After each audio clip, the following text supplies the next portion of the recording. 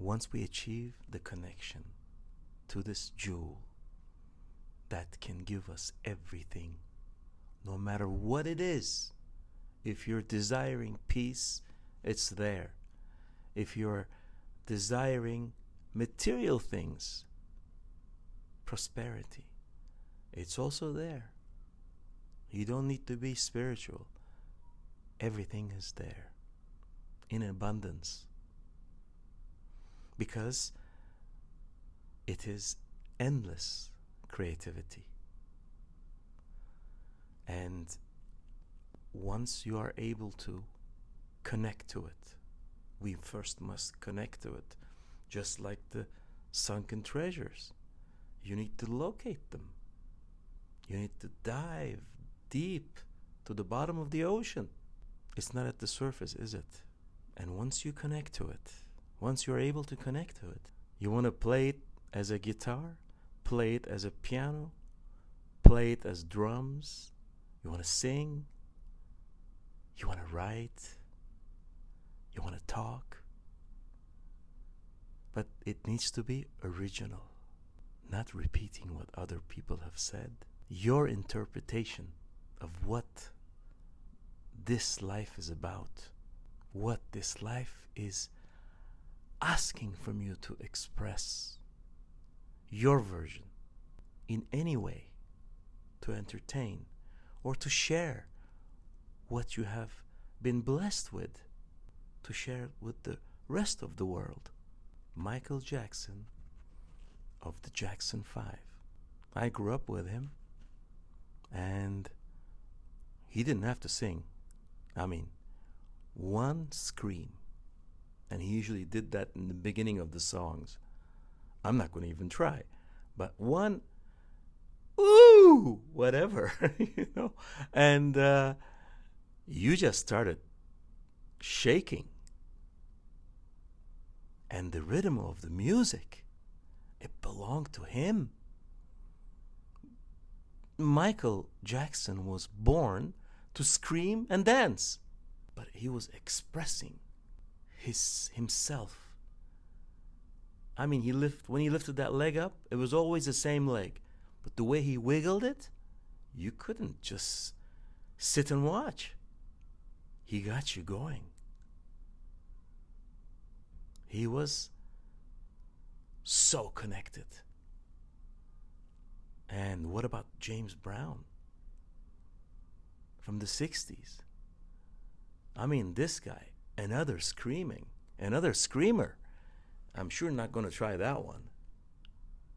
But one word from him, one scream, got your blood moving, boiling. I mean, he'd say, "Get on up. Get up, get on up." I mean, I'd be in a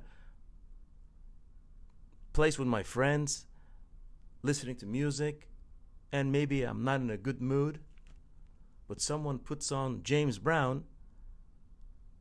I mean, I really want to sit and be by myself. And I hear, "Get up, get on up." And I don't like people telling me to do things. But when James Brown said it, I just couldn't sit.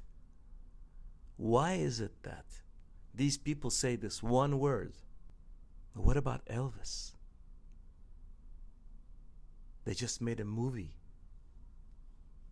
about a year ago.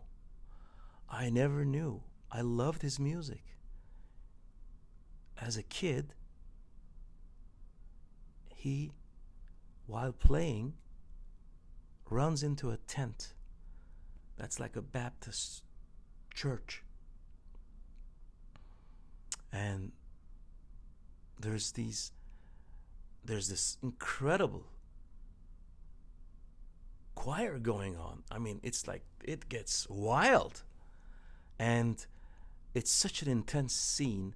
His friends say, in time of the 50s, during segregation, they say, "What are you doing? You can't get in here." It's all black church, African American. And the pastor looks at him. And you got, I think Elvis is like 10 or 12 years old. You got his friends yanking him from one arm and the pastor pulling from the other. And because he feels, he's a man of connection to Scripture, and he says, let him be. Let him be. And at this point, Elvis is like frozen. He is captivated. With what? With the music? Of course not. He's captivated to the energy of this holy music. And the pastor says, let him be. He's with spirit.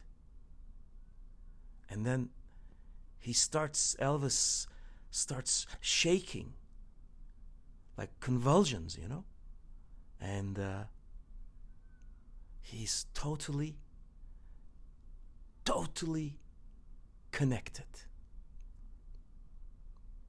Talking about Scripture, the same thing goes for Scripture.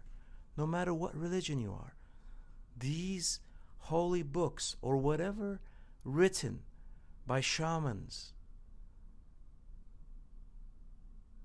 by yogis, these holy words, it depends who's reading them.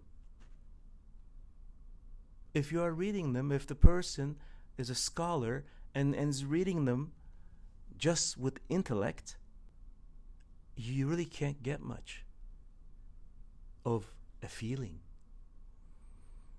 Because the mind can only function if it's only connected to intellect.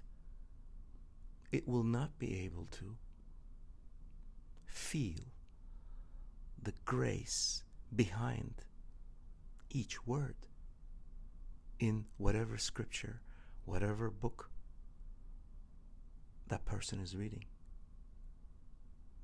Only the ones like Elvis, like Michael Jackson, Adele, Sia, many more,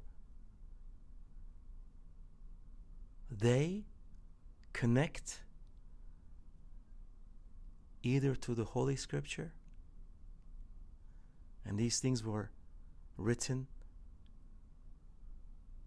after being received in deep meditation, in deep meditative states, or if it's a song written by someone, the singer has to connect to the songwriter's energy. They are the facilitators. They take us away.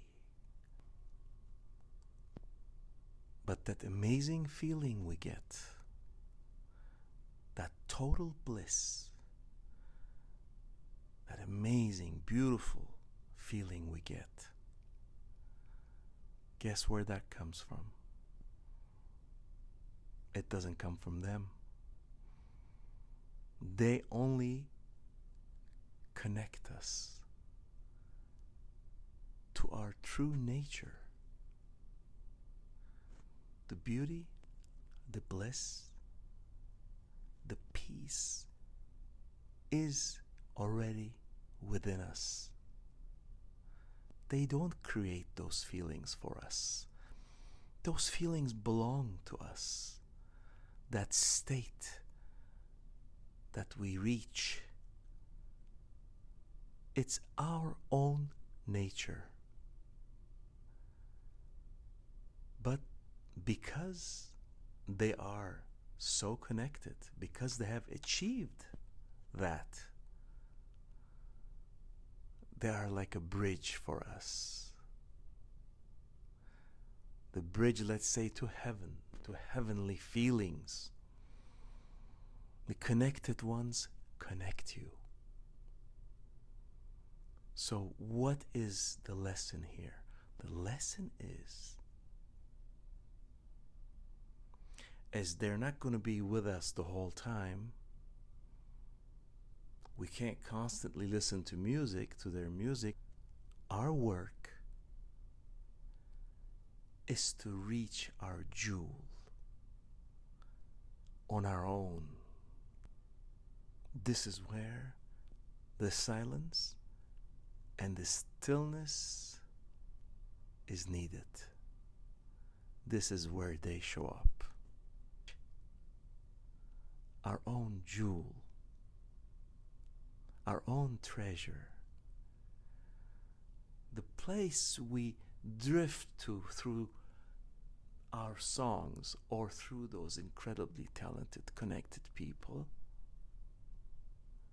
is only achievable in a no thought, in a silent, in stillness state.